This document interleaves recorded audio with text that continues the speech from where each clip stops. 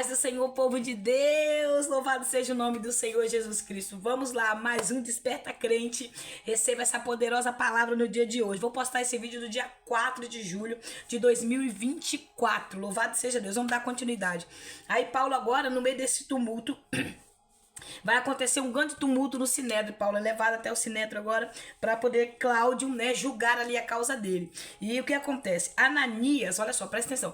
Ananias, eu vou ler aqui para você entender. Eu fiz um rodapézinho aqui e vou ler para falar sobre isso. Primeiro eu vou ler aqui até o verso 5, tá bom? Presta atenção, olha só. Paulo, olhando atentamente para o Sinédrio, declarou: claros compatriotas, até o dia de hoje tenho cumprido meu dever perante Deus com toda boa consciência pura, limpa. Quer dizer, o ministério, a minha vida com Deus, a minha consciência é pura, é limpa, porque perante o Senhor eu cumpri. Olha só o que ele está falando. Aí verso 2, entretanto, o sumo sacerdote Ananias deu ordem aos que estavam mais próximo de Paulo para que lhe esbofeteasse na boca, desse um soco na boca de Paulo, para calar Paulo, porque Paulo estava falando aqui. Verso 1, aqui o verso 2, ele manda esbofetear. Alguém que tá mais perto aí, dá um soco na boca dele para ele calar? Olha só que crueldade. Aí olha o 3. Diante disso, Paulo lhe afirmou: Deus te ferirá. Deus te ferirá, parede caída, pois tu estás aí sentado para julgar-me segundo a lei, e contra a lei mandas que eu seja agredido? Aqui alguns historiadores dizem que não, outros dizem que sim, né? Aqui parece que Paulo profetizou, né, sobre a vida dele, né? Que ele vai chamar de parede caída, né? E Deus te ferirá. E futuramente, mais à frente, esse Ananias ele vai ser morto, espancado. O próprio povo dele vai espancar ele até a morte. Por quê? Porque ele foi conhecido pela crueldade dele, pela maldade dele, né? A condenação profética de Paulo cumpriu-se no ano 66 depois de Cristo, quando Ananias foi assassinado brutalmente pelo seu próprio povo, Sicarias, por dar apoio a Roma. Paulo revela em seu discurso que o cristianismo tem suas raízes doutrinárias no judaísmo verdadeiro e puro, porquanto a fé cristã é cumprimento da esperança do Messias, defendida pelos antigos e fiéis judeus, né? Então aqui Paulo está dizendo que a raiz do cristianismo estava ali no judaísmo, porém os verdadeiros, aqueles que defendiam, esperavam o Messias, porque agora tinha virado comércio, misturado, né? Aqueles que compravam suas carteiras, pagavam para ser sacerdote, como aqui o centurião fala, né? Que ele pagou para ser um cidadão romano, pagou muito alto, pagou um preço muito alto para ser cidadão. Aqui também os sacerdotes estavam vivendo assim, né? Eles pagavam e virou aquele negócio de hierarquia, sabe? De herança de pai para filho, ficou assim. Então é o que estava acontecendo. Se tornaram um povo religioso, um povo que matava, fazia tudo para não perder as suas cadeiras. Quando Ananias foi assassinado brutalmente, se cumpriu aqui, eu creio, né? Que a parede foi caída. Diante disso, Paulo lhe afirmou: Deus te ferirá, né? Já li isso aqui. O verso 4. Os que estavam ao redor exclamaram: como ousas insultar o sumo sacerdote de Deus? Então Paulo replicou: eu não sabia, irmãos, que esse homem é o sumo sacerdote. Afinal está escrito: não falarás mal de uma autoridade ao teu povo. Paulo era uma autoridade, né? Paulo era autoridade. Então Paulo está dizendo, se ele era um sacerdote, o sumo sacerdote, ele não poderia ir contra a própria lei judaica, que ele estava indo contra a própria lei. Olha só, alguns teólogos entendem que Paulo faz essa referência à sua dificuldade à visão. Outros acreditam numa ironia paulina. Um verdadeiro sacerdote não daria semelhante ordem. O Sinédrio, presta bem atenção no que eu vou ler aqui para vocês. O Sinédrio era dirigido por dois grandes partidos políticos religiosos. Os saduceus, grupo da minoria, mas com grande influência, pois abrigava a elite econômica e cultural dos judeus. Eles não acreditavam na existência dos anjos ou de espírito, tampouco na ressurreição dos mortos. Os fariseus representavam o partido do povo, daquele que buscava obedecer à lei e às suas ordenâncias, e todos os sentidos, muitas vezes de forma exagerada, religiosa no caso, apenas exterior. Acreditavam na intervenção dos anjos, no anjo e no Senhor, nos espíritos e na ressurreição na alma para a vida eterna, demonstram a tolerância em Gamaliel. Então aqui, uns eram exagerados demais e o outro era exagerado de menos, né? Um era ao extremo e o outro não tinha extremo nenhum. Então um acreditava até muito no exagero e o outro acreditava em nada. Então por aí ia aquela distorção, a balança desregulada da religião. E aqui Paulo começa a falar, e eles começam a proferir palavras contra Paulo, não estabeleceu, e aí eles vão pegar e vão enviar Paulo agora para Félix. Ele vai chegar ali, diante de toda a discussão, se tornou tão acirrada, porque quando chega ali, começa essa divisão ali, né? Vai se dividir ali, a polêmica começa porque Paulo vai falar que ele é fariseu. Irmãos, eu sou fariseu, filho de fariseus. Verso 6, Paulo vai dizer quem ele é e a esperança da ressurreição. E aí começa essa divisão. Por quê? Porque os saduceus não acreditavam. Já os fariseus acreditavam na ressurreição dos mortos. E em anjos, né? E em Deus. E os outros não acreditavam. Então uns era cru e o outro era morno. Jesus amado. Porque uns acreditavam demais, chegou ao ponto da religião. O outro era frio, não acreditava em nada. Então aqui começa aquela grande discussão, aquela confusão entre eles ali. Houve uma discussão tão grande que os mestres da lei eram fariseus, se levantaram e começaram a esbravejar, não encontrando mal nenhum neste homem, já começaram a defender, e outros queriam, né, a julgar. Quem pode garantir que não foi esse mesmo espírito anjo? Aí diante disso, verso 10, diante disso, a discussão se tornou tão acirrada que o comandante teve receio que Paulo fosse estraçalhado pela multidão enfurecida. Então ordenou que as tropas descessem, tirassem a força do meio deles e levassem para a fortaleza. Então, proteção. Tirou Paulo, porque Paulo podia ser estraçalhado, que um pega do lado, pega do outro, puxa daqui. Sangue de Jesus tem poder, que luta, que guerra espiritual. Imagina ele, Paulo, no meio daquela situação toda, ele estava tendo tempo para negar Jesus, ele estava tendo tempo para se arrepender e não querer mais continuar, mas ele firme ali, um garra daqui, outro puxa de lá, e ele sabendo que ele poderia morrer, ele esmagado, pisoteado, esbagaçado, de tanto que, né, tava aquela confusão ali, mas ele ali firme no seu propósito, firme na sua missão, porque Paulo tem uma missão em ir a Roma. Paulo tem a missão de ir a Roma, pregar para Herodes, aleluia, e ele ali convicto da sua chamada. E aqui, logo mais à noite, Jesus aparece outra vez para ele. Na noite seguinte, o Senhor surgiu ao lado de Paulo e lhe afirmou: "Sê corajoso", oh glória, "Sê corajoso, assim como deste testemunho da minha pessoa em Jerusalém, deverás de igual modo testemunhar em Roma", oh glória. Ser corajoso, Paulo, porque assim como você testemunhou da minha pessoa aqui em Jerusalém, você vai testemunhar também em Roma. Eu tô contigo, eu tô te encorajando, eu tô te fortalecendo, eu tô com você. O Senhor veio trazer gás para Paulo, veio trazer ânimo, veio trazer encorajamento, determinação para Paulo não parar. É nesses momentos que a gente tá ali de luta, nesses momentos que a gente tá desanimado, que a gente tá pensando que tudo tá dando errado, que não tem mais solução, que nós não vamos conseguir, que nós não vamos chegar lá. Aí o Senhor vem com esse encorajamento, com essa determinação, que nos encoraja a prosseguir. Não, eu aguento mais um pouco, eu vou mais um pouco. Ele traz aquele ânimo. Quando parece que o Senhor tá em silêncio, que é o professor, ele fica em silêncio enquanto o aluno está em sala de aula. E quando o Senhor tá muito tempo em silêncio, você fica: Deus, o Senhor não fala mais comigo, o Senhor não usa mais ninguém, Deus. E aí de repente, quando você menos espera, Deus usa uma boca de algum profeta, uma boca de alguém e fala com você e te traz aquela alegria, aquela paz, aquela certeza: meu Deus, Deus está comigo, Deus está me aprovando, eu estou no caminho certo, e te dá aquele ânimo a fazer, a prosseguir, a caminhar. É bom demais, gente. Nosso Deus é maravilhoso.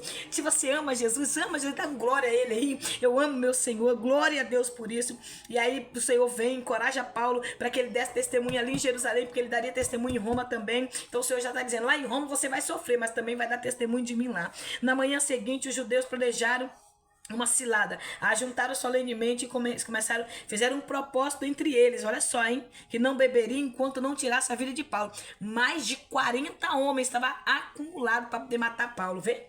Reuniu mais de 40 homens: nós vamos comer nem beber, nós vamos matar Paulo, vamos armar uma cilada para ele, vamos fazer com que ele caia em uma cilada e nós matemos ele. Porque é assim, Satanás, quando ele quer parar alguém, ele junta essas pessoas e vai trazendo mais, ele vira aquele tanto de gente reunida para poder parar um só, porque sabe que quando tem um escolhido, onde tem um escolhido tem perseguição, irmão, aonde tem um escolhido tem poder de Deus, onde tem um escolhido tem transformação de vida. Vê Neemias, Sabalate, Tobias tinha uma comitiva com eles para tentar parar Neemias, para parar a obra, para embargar a obra. Eles não estavam sozinhos, tinha uma comitiva com eles para tentar parar. Aqui havia mais de 40 homens que faziam parte dessa conspiração. Quando o Satanás quer parar, ele vai contaminando um, vai contaminando outro. Pessoas invejosas começam a contaminar um ao outro. Vai contaminando um, vai contaminando o outro, vai tentando matar a pessoa assim. É uma conspiração que fica e joga um, joga outro, joga pastor, joga liderança e vai cair todo mundo naquela terra para tentar parar uma só pessoa. Uma conspiração. 40 pessoas para tentar matar Paulo. E aqui eles já planejaram de persuadir ali o comandante, mas o sobrinho de Paulo, filho da sua irmã, verso 16 está falando, o sobrinho de Paulo, filho da sua irmã, ficou sabendo dessa conspiração do que iria acontecer. E ele corre até Paulo, leva até Paulo lá na prisão onde ele está, na fortaleza, e ali Paulo vai falar para ele chegar e comunicar até o comandante, que o comandante poderia fazer algo, e o rapaz vai até o comandante, consegue falar com o comandante, declara a armação que estava sendo preparada para Paulo, com mais de 40 judeus, e então o comandante tomou o jovem pela mão, levou ali, indagou o que ele tem para contar, e ele conta para que o comandante não caísse, não fosse iludido, não fosse persuadido por aquelas pessoas, porque havia um propósito de matar Paulo. Eles iam falar que Paulo precisaria ir no Sinédrio para ser mais uma vez ouvido, e no caminho eles matariam Paulo. Eles já estavam preparados, já 40 pessoas estavam ali preparadas para cercar ali e matar Paulo no caminho que ele chegasse ao Sinédrio. E ali esse homem vai ver a situação. No verso 23 ele em seguida chama os 2 centuriões, determinou prepararem um descatamento de 200 soldados, 70 cavalos e 200 laceiros, a fim de rumarem para Cesareia. Agora ele envia para Félix. Ele envia a situação para Félix. Escreve uma carta, sauda Félix, conta a situação. E quando Paulo chega lá em Cesareia, Félix recebe ele. O governador leu a carta e questionou que província ele era. Ele fala que ele era da província da Sicília. Ordenou: vou te ouvir-te, quando teus acusadores chegarem, também o ouvirei. E mandou que fosse sobremantido em custódia no palácio de Herodes. Então aqui agora ele seria julgado novamente agora por Félix. Ele já tinha passado pela mão de Cláudio, agora entrava na mão de Félix para ser ouvido. Então nós vamos viver situações que às vezes nós vamos passar por mão de homens. Vamos entrar, talvez, passar em situações que não vão passar pela mão do homem. A gente não quer passar, mas às vezes a gente vai passar. A gente não quer viver, mas às vezes a gente vai ter que viver. Paulo viveria esse cenário para glorificar o nome do Senhor. No verso 21, não te deixe persuadir. O sobrinho de Paulo fala para o comandante: não te deixe persuadir, porque é uma armação. É uma armação, irmão. Satanás, ele tem lábia. Ele consegue persuadir pessoas, enganar pessoas. Ele consegue distorcer a imagem de alguém pela boca de outro. Uma pessoa com inveja de um ministério de alguém, ele consegue descaracterizar toda aquela pessoa. Olha só, eu postei esses dias no meu status que a pessoa caminha com Jesus, faz tudo certo, mas se a pessoa fizer algo errado, por aquele algo errado que ele fez, tudo que foi construído naquele momento é desconstruído. Tudo que aquela pessoa fez, se esquece o que ela fez. Quantos servos e servas do Senhor trabalhou, deu a vida, deu sangue, deu pela obra do Senhor, e num desvio, num escorregar. Eu não estou passando a mão em pecado, não passando a mão na cabeça de ninguém. Eu estou dizendo que a pessoa perde a oportunidade porque os homens tiram essa oportunidade, mas Deus, ele é Deus que dá oportunidade. Não sei porque o Deus está mandando eu falar isso. Mas Deus, ele é Deus que dá oportunidade, por mais que a pessoa errou, que a pessoa caiu, que a pessoa falhou, que a pessoa pecou, mas se houve arrependimento, tem perdão de Deus. O homem não, o homem é severo, o homem é mau, o homem vai sempre apontar a pessoa pela coisa que ela fez, porque infelizmente fica esta marca, a mancha, né? Ali fica o encontro, né, de Jacó com o Senhor saiu mancando, porque ele teve um encontro com Deus, e quem tem encontro com o Senhor sai diferente. E o pecado é assim, ele deixa um sinal, né? Quando o Senhor encontra aquele homem para onde leva a cama para não esquecer de onde saiu. Então muitas vezes a gente leva a cama para não esquecer, mas o arrependimento tá ali, Deus já perdoou. Então receba essa palavra nesse dia de hoje, em nome de Jesus, que em cenários que nós tivemos que passar, nós iremos glorificar o nosso Deus, o nosso Senhor de qualquer maneira, porque Ele é Deus. Amém? Amanhã nós voltamos no verso 20, capítulo 24, e agora Paulo vai passar pela mão de Félix, e nós iremos chegar aqui no capítulo 24, adorando a Deus, que Paulo vai passar uma trajetória até chegar no navio, até ele chegar a Roma, no capítulo 28, e nós iremos glorificando ao Senhor, porque nós estamos chegando, porque Jesus é bom, Deus é fiel. Deus te abençoe, que a graça do Senhor te alcance, que a misericórdia do Senhor seja a causa, cada dia mais, de nós não sermos consumidos, porque a palavra dele vive aqui nos diz isso. Então que essa misericórdia seja derramada sobre a sua vida, que esta graça seja derramada sobre sobre a sua vida, mas use essa graça com excelência. Use essa graça. Não banalize a graça. Não use a graça de Deus em vão. Capítulo 6 de 2 Coríntios. Não use a graça de Deus em vão. Porque há pessoas que estão vivendo no pecado, fazendo tudo errado e dizendo que a graça está protegendo. E o Senhor está nos alertando que é tempo de posicionamento. Deus te abençoe, ore por mim. Eu sou carente das suas orações. E eu oro por você. E assim nós vamos chegar ao céu. Deus vai salvar a nossa casa, a nossa família. Deus vai entrar com providência em todas as áreas. Porque Ele é Deus que cumpre promessa. Por acaso Ele é filho do homem para que minta? Não, não. Por acaso Ele é filho do homem para que se arrependa? Também não. Ele é Deus, Ele é Criador. Hoje eu me vejo assim, mas Deus já me vê no meu amanhã, que tudo que Ele projetou já vai se cumprir. No nome de Jesus. Receba essa palavra no dia de hoje. Que Deus te abençoe, que Deus te fortaleça, que Deus te dê graça, que Deus dê sabedoria, que Deus continue te fortalecendo. Ore por mim, eu oro por você e nós chegaremos ao céu. Oh, glória! Que a paz do Eterno te alcance. Senhor, nós louvamos essa tarde mais uma vez, te glorificamos e exaltamos o teu nome. Senhor, eu sou grata ao Senhor porque em meio às diversidades, em meio às lutas, em meio a tudo que nós vivemos, nós vemos a mão do Senhor nos dar livramento. Assim como o Senhor permitiu que o sobrinho de Paulo ouvisse, Senhor, aquela conspiração, aquela armação contra a vida do seu filho, Pai, aquela cilada que estava sendo preparada. Nessa tarde nós cremos no poder do teu nome. Toda cilada, toda derrota, toda conspiração maligna já caiu por terra. Não vai prevalecer porque a nossa casa está guardada, está coberta pelo teu sangue. A nossa família do Senhor está sendo protegida cada dia mais. Toda cilada de Satanás já caiu por terra.